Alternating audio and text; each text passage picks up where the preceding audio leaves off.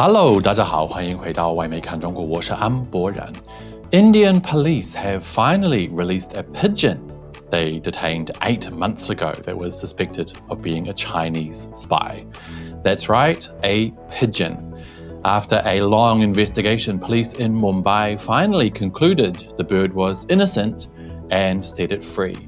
And now the story has grown wings in Western media, who are reporting this hilarious paranoia-filled story 100% free of irony. How did we get to this? Today we'll chat with Indian geopolitical analyst Kanthan to find out exactly what's going on. This is Reports on China. I'm Andy Boreham in Shanghai. Let's get reporting. Suspected Chinese spy pigeon freed after 8 months in Indian bird lockup.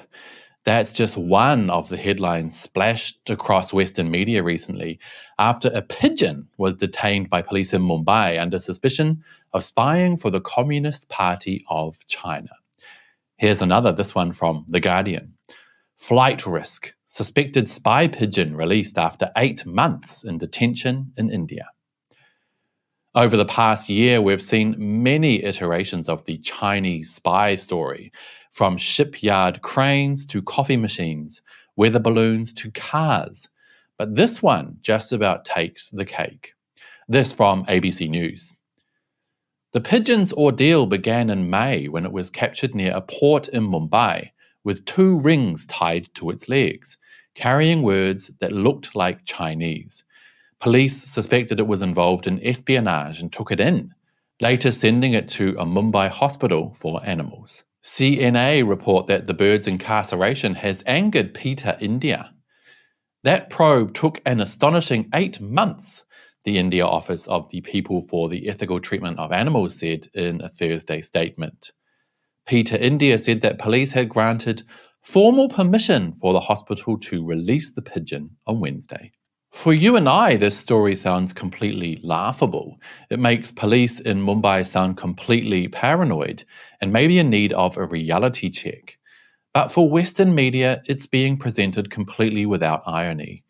No one is asking the most important question. How has the world become so completely paranoid that they think cranes, students, and pigeons are spying for Beijing? So is it time for some people to take a long, hard look in the mirror? To discuss this issue further, I'm joined by a special guest, geopolitical analyst, columnist, blogger, podcaster, and prolific tweeter, Kanthan. Thank you so much for coming on the show. Now, I was quite surprised to see this story about Indian paranoia surrounding China splashed across Western media yesterday, probably because I don't really follow your news there, so I'm not really too up on the play with how Sino-Indian issues are usually reported. But I do know that normally such frankly laughable fears about being spied on by China are saved for US interests. So I was wondering, in your opinion, are ordinary Indians really worried about this so-called China threat, or is this just a bit of tabloid hype? Well, Andy, the only thing more dangerous than a spy balloon is a spy pigeon. Okay, so I'm just joking. The short answer to your question is no. Now, that would be surprising to you if you look at the social media and the mainstream media, like in India, where there is a lot of the anti-China sentiment right now. But it's actually only a very, very small fraction of the population that is very vocal. So, well, if you talk to the ordinary person on the street, nobody spends their time debating China.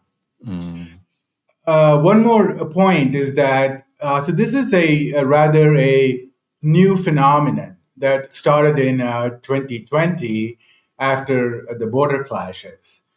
And if you look at the situation before 2020, it was very different. For example, Modi and Xi Jinping had very good relations. Modi came to China many times, and Xi Jinping, he came to India many times. and people had very good, positive thoughts about China. And if Mm. you look at the YouTube videos before 2020, you can see the soldiers of both countries celebrating things. And we had with TikTok and Huawei. And so things were very different. But I am a little bit hopeful because, for example, China is still our number two trade partner. Mm. And if you look at, for example, the smartphone sector in India, about 70% of the phones are actually Chinese brands. The number one brand is actually Xiaomi in India. Mm. So, well, I'm hopeful that things could change in the future. Interesting. So there were some big changes. I noticed that this story hasn't really achieved much traction in Indian media, at least in terms of English language media. Although I did see a story in the Times of India and I read the comments, and some people were asking if the story was satire. So, why is it, do you think, that this story hasn't really grown wings there, mind the pun? Yeah, it's just to save face. They made a huge blunder, and now they're kind of ashamed. So it's very similar to the spy balloon case in the U.S. For about 5 6 months, the media and the politicians were so hysterical about the Chinese spy balloon, and then after 6 months later, there was an article. And if you go down like 5 6 paragraphs into the article, and then it says, well, actually, the balloon was not spying. Just that one sentence. Mm. So the bad news always it's far more popular than the good news. Yeah, so I guess that's the same everywhere in the world. So, as a geopolitical analyst, what do you think can be done in terms of Sino Indian relations to perhaps ensure that we don't have more stories like this spy pigeon story in 2024? Yeah, it's kind of sad because if you look at the civilizations, these are two ancient civilizations and they are neighbors and we should be friends. And Mm. if you go back like in history, then you can see how Buddhism spread from India to China. And we had a lot of scholars from China coming to India, and both countries had wonderful relations for like 2,000 years or so. And I think the number one thing is people to people exchange, Mm. So, well, I had a lot of misconceptions about China. And then I went to China in 2019, and it just blew my mind away, and I became a different person, you know. So I'm hoping that more people would go to China.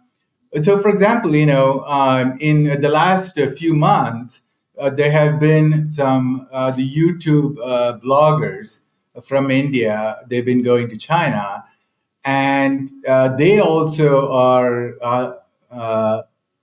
posting videos with very different perspectives. And well, you can see them saying, "Wow, China is actually very different. I love China," you Mm. know.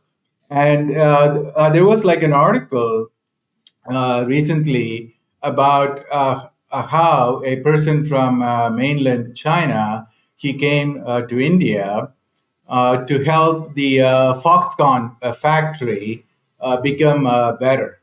And it was actually a very good article because it showed, how the people in India they really welcomed him, and he was able to bond with the Indian workers, and it was a very good story. And so I think that's what should happen more.